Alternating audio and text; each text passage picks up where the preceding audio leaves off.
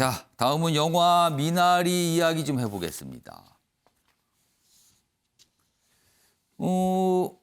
엄격히 말하면 이 영화는 우리나라 영화가 아니죠. 뭐 미국에서 제작됐고요. 그다음에 뭐 미국 국적의 뭐 이 제작자, 뭐 감독 이렇게 되는 거잖아요, 사실은. 그렇지만 우리나라 배우가 등장을 하고요. 대사의 상당 부분이 우리말로 진행이 되는 겁니다. 그러니까 우리가 관심을 갈 수밖에 없죠. 기생충이 못 받은 연기상 미나리가 받을까 이렇게 돼 있습니다. 스티븐 연 남우주연상 후보, 그다음에 윤여정 여우조연상 후보에 올랐습니다. 특히 우리 배우가 아카데미상 여우조연상 연기상 후보에 오른 건 처음이죠.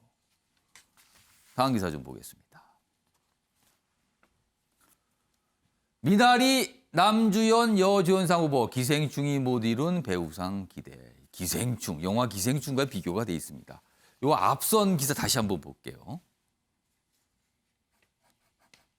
여기 보면 뭐 내용들이 쭉 있어요. 올해로 영화 데뷔 50년, 그다음에 뭐 할리우드 톱스타가 수상 경쟁을 벌이고 있다 이렇게 돼 있고요. 그런데요, 이 미나리는 연기상 후보만 오른 게 아니거든요. 다음 기사에 그게 좀 더 소개돼 있습니다. 그 앞선 기사 두 번째로 봤던 기사 다시 보겠습니다. 여기 보세요.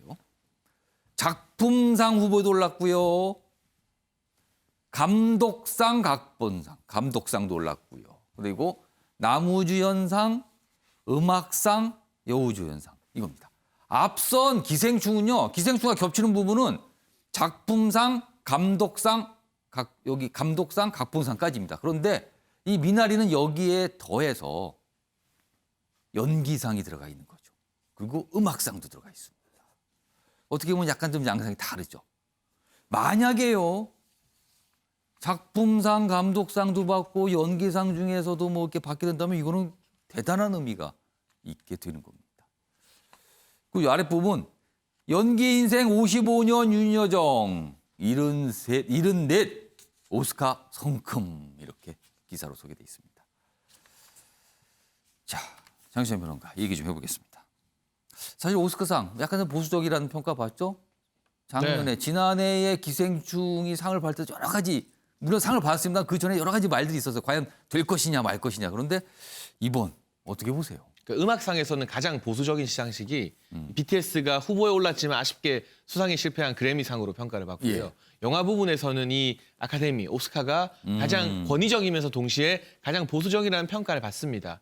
이 보수적이라는 건 정치적 성향을 말하는 게 아니라 예. 아무래도 백인 위주의 미국과 유럽 위주의 시각에서 영화를 판단한다 이런 평가를 받고 있는데 지난해 기생충이 뭐 작품상, 감독상 등을 수상하면서 그 틀이 조금 깨지고 있다는 이야기가 나오고 있어요.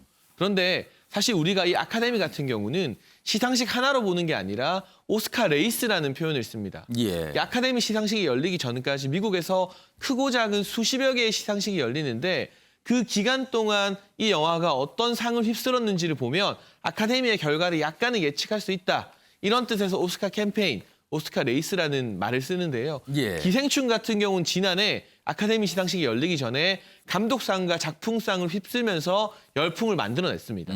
그런데 이 미나리 같은 경우는요. 물론 감독상, 뭐 작품상 수상한 부분도 있지만 지금 30개가 넘는 각종 미국 내 영화제에서 윤여정 씨가 여우조연상, 연기 관련된 상을 휩쓸다시피 석권하고 있어서 화제입니다. 배우의 조명이 됐다는 거네요, 그러면. 그렇죠. 지난해는 봉준호 감독에게 조명이 많이 됐다면 올해는 배우, 그중에서도 이 윤여정 씨에게 미국에서 많은 주목과 관심을 하고 있는 그런 분위기이기 때문에 예. 이 오스카 레이스의 구도로 봤을 때 만약 본상, 이 아카데미상을 수상을 하게 된다면 예. 아무래도 이 여우조연상의 가능성이 가장 높지 않을까 싶고요.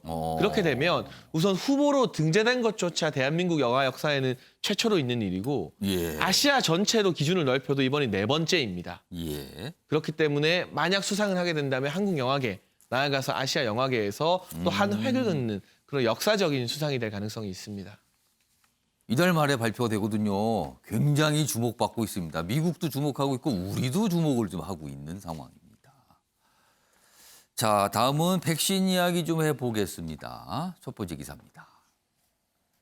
문재인 대통령, 김정숙 여사 23일에 아스트라제네카 접종 예정입니다.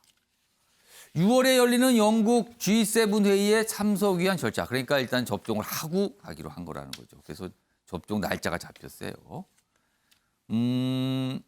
65 이상 대상자 중 처음 맞기로 했다. 그동안 이제 문재인 대통령의 접종 얘기가 여러 가지 얘기들이 있었죠. 근데 결정이 된 겁니다, 지금. 이런 기사가 오늘 소개되고 있고요. 다음 기사 하나 더 보겠습니다. 백신 접종 장소에 퍼진 첼로 선율. 백신을 맞는 곳에 웬 첼로 선율. 요요마 깜짝 공연. 요요마는 세계적인 첼리스트죠. 굉장히 유명한 분입니다. 그런데요, 미국 피츠필드 체육관에서 백신 접종을 받았어요. 2차 접종 뒤에 본인이 그냥 돌아가진 않고 연주해도 되느냐고 물어봤대요, 거기다가. 그때 뭐 연주하세요 했더니 15분간 본인이 연주를 했다고. 자, 지금 연주 모습이 나오고 있습니다.